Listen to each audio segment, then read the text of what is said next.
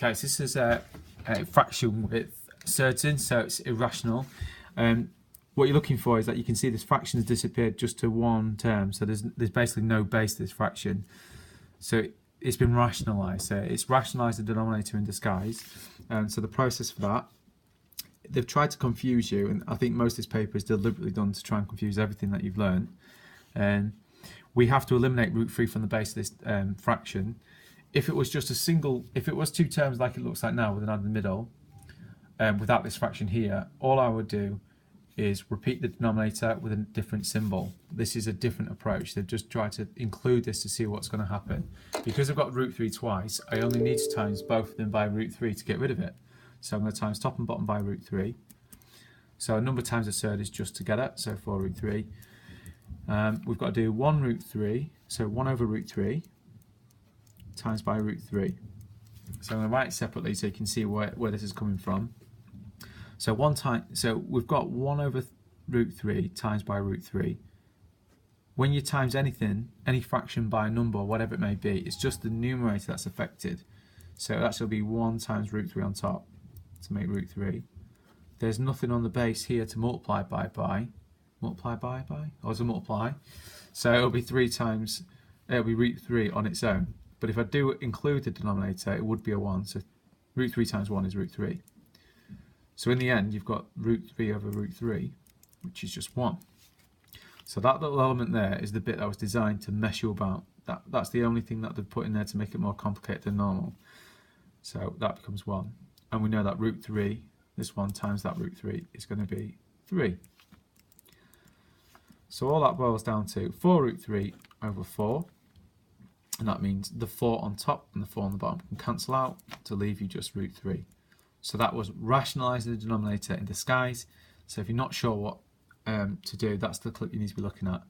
Okay, so there's quite a few bits to that, but it was only worth 3. So if you don't understand it and you're pushing for a 6, I wouldn't concentrate too much. But if you're after an 8 or 9, you need to be nailing those ones, especially this new idea where I had to deal with 1 over root 3 times root 3 and how I'm going to contend with it being a fraction within a fraction as well.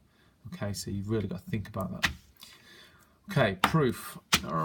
Prove that the sum of the squares of any 3 consecutive odd numbers is always 11 more than a multiple of 12. What? So that's what you need to break down first of all. So first of all, you need to look for your building blocks. So it does say odd numbers, and it says consecutive odd numbers. The first odd number is 2n plus 1. Okay? If it's consecutive odd numbers, just think about consecutive numbers themselves. They go up in ones. So 4, 5, 6, 7, 8, 9. The gap is 1. They're just normal numbers. The gap between consecutive odd numbers is 2 because you've got 1, then 3, then 5. The gap between them is 2. So if I'm saying the first odd number is 2n plus 1, the next one is 2n plus 3, the next one is 2n plus 5. Okay, so they're the building blocks of this question. Prove that the sum of the squares, so that means I'm going to square 2n plus 1, 2n plus 3, 2n plus 5. And it says the sum of the squares, so I'm going to have to add these together. That's it set up now. There's no extra information. I have to then try to work it out to show that it's going to be a multiple, it's always going to be 11 more than a multiple of 12. So I should be seeing 12s within these calculations or multiples of 12, so 24s and 36s and so on.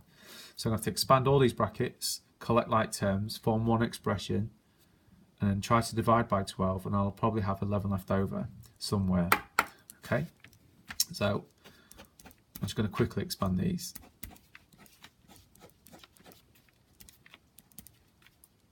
I'm probably not going to show full expansion. I'm just going to probably go to the answer because you haven't got a lot of room. But if you can form the final expression before you try and divide, then you're going to get some of this credit. But it's only worth 3.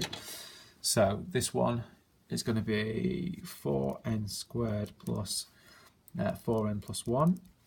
This one's going to be 4n squared plus 12n plus 9. Okay, remembering that if you can't do it, you have to split the first bracket and repeat the second one, doing a full expansion. The next one is going to be 4n squared plus 20n plus 25. Okay, so that's the odd numbers squared. Now we're going to collect them up. So I've got 4n squared 3 times, so that's 12n squared.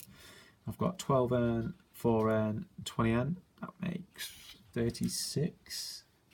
Yeah, it does. And then 1 add 9 add 25 is 35.